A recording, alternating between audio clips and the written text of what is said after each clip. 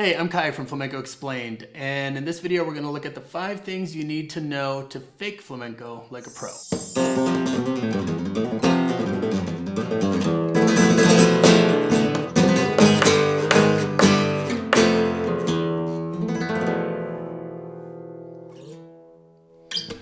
Don't worry, I'm not going to try to teach you that right now. So if you're interested in learning flamenco and you're just getting started, or if for some professional reason you need to be able to fake it as well as possible, we're going to tell you the things you need to know and the things you need to avoid to sound like you kind of know what you're doing.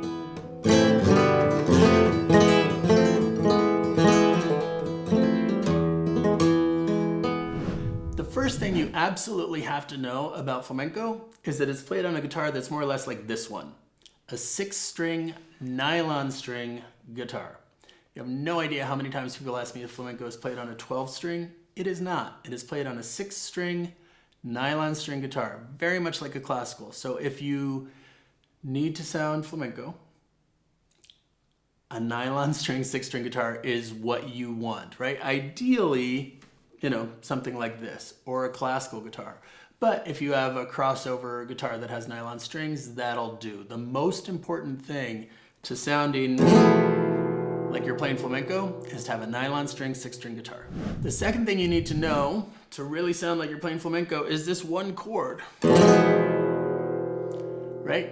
The more you understand about it, the better. So we're gonna just take a minute and talk about this chord. What I am playing is an E major chord with an F, right? That I'm playing here. It's not a major 7, it's not a dominant. It is a triad, an E major with an F, right? There's a couple ways to play this chord that are very hip, right? One of them is you can play the suspension, right? So instead of G sharp here, you play the A, and we will actually resolve to this chord in flamenco very often, right?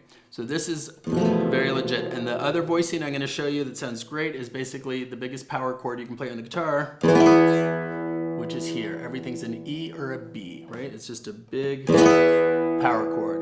And because here, right, we added that F, up here, you can add this F, you can add it here, right? There's other ways to play this chord. There's a million ways to play this chord, but this basic sound, right,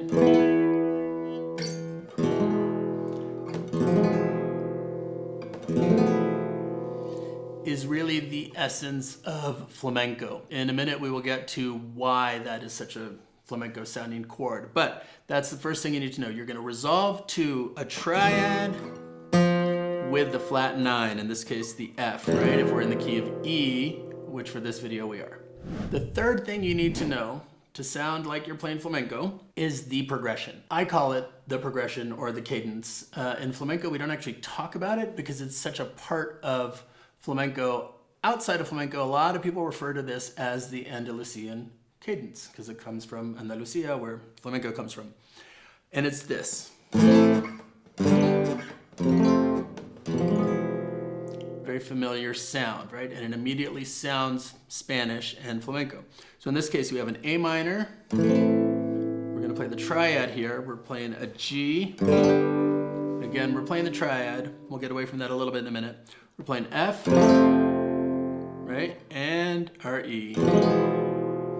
We can also play that A minor, right? G. Little pro tip, don't play the G on top. That doesn't sound flamenco. This, right, G7, right, but with the E, right, and then F, barred, or better yet, don't bar it. Just play the F on the bottom, right, and resolve to E. So, if you know a thing or two about theory, it will probably just mess you up and get you into trouble in flamenco. So don't think about this too much. This is one of the things I love about flamenco.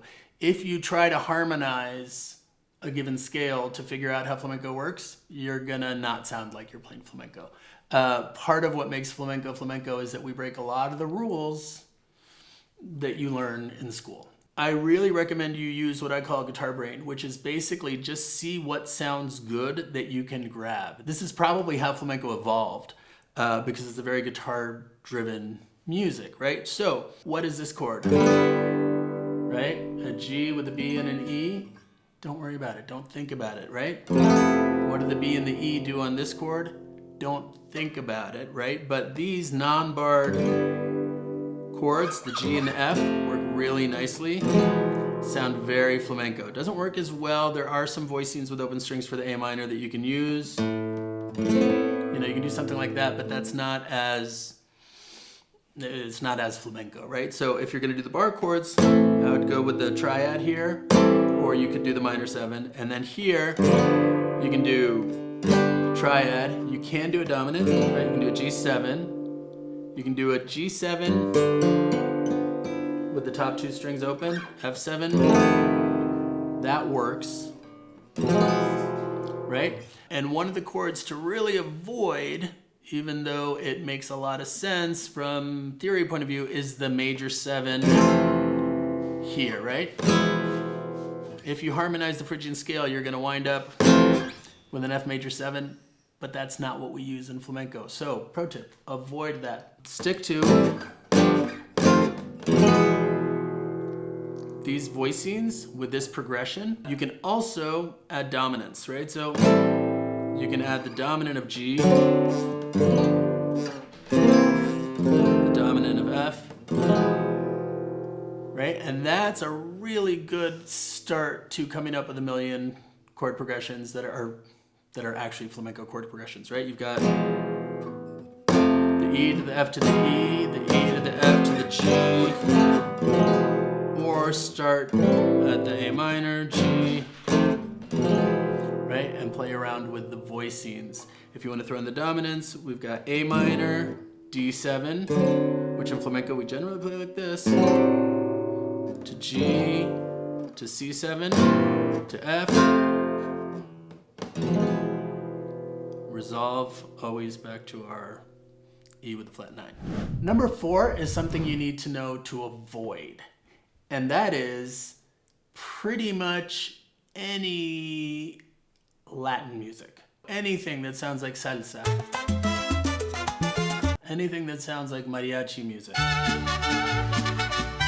Anything that sounds Latin American, Caribbean, Brazilian is not flamenco. Like, yes, we may share a language with some of those countries, but the musics are very different. Love all of that stuff. I grew up with mariachi music, love salsa, love all of it, but it's not flamenco, right? Anything you know or think you know about any other music from a country where they speak Spanish or that you would call Latin America, just avoid it, right? Stick to what we're talking about and you will sound like you know what you're talking about. Before we get to the 5th example, if you're interested in actually learning how to do this or something like that, check out flamencoexplained.com. We've taught thousands of people to actually play legit flamenco guitar. This is what I've been doing for over 30 years at this point. I've been teaching for over 20 years. We love teaching real flamenco, which is why we know how to teach you how to fake it. So if you're interested in actually learning, which is a bit of a commitment, check out flamencoexplained.com.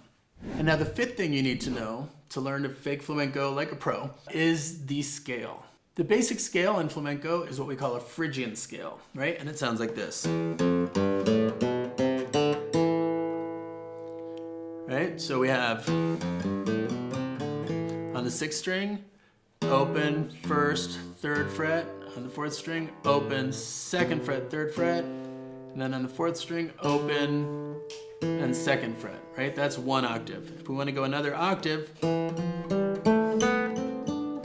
we can do that, right? So from this E, right, the 2nd fret of the 4th string, we'd go 3rd fret, open 3rd string, 2nd fret of the 3rd string, open 2nd, 1st fret of the 2nd, 3rd fret of the 2nd, and then the open 1st string, right? So that scale and this chord, if you know about music theory, you'll know that they shouldn't go together, but they really do. in flamenco, and they are actually what makes flamenco. If you play this chord progression, or any of the versions of this chord progression that we looked at, you can use that scale to come up with melodies, right? So that's the basic thing. But there's a couple cool things about this scale where you can take it a little further. The first comes from this note, right? The G sharp in the E chord, right, is a funny note. Again, you don't need to know this, but if you do know theory, you know that that note is not part of that scale, right? So it's a little weird. But we can use it in the scale, right? So in addition to, we can use this, right? So we have two options, right? People like to sometimes say that this is really an A harmonic minor scale, but it's not, because we're not just doing, first of all, it's not an A scale, it's an E scale. But the other reason is that we have an option. We can do 4th fret to 1st fret to open, or 3rd fret to 1st fret to open, or we can do both. And we can use them in any combination, right? And that's not just here. Obviously, we can do it, right? So some people will refer to this as a more Moorish sound. Doesn't really matter. You can use it anywhere, right? Because you have a G sharp here, you have a G sharp here, you have one here, right? So you can throw those in, and that kind of gives you more options. And it's a thing that we use in flamenco all the time, right? Again, either or both. Another thing that sometimes creeps in, which is interesting, is the D sharp, right? And this one really is harder to explain, and I wouldn't say use it a ton, but this sound,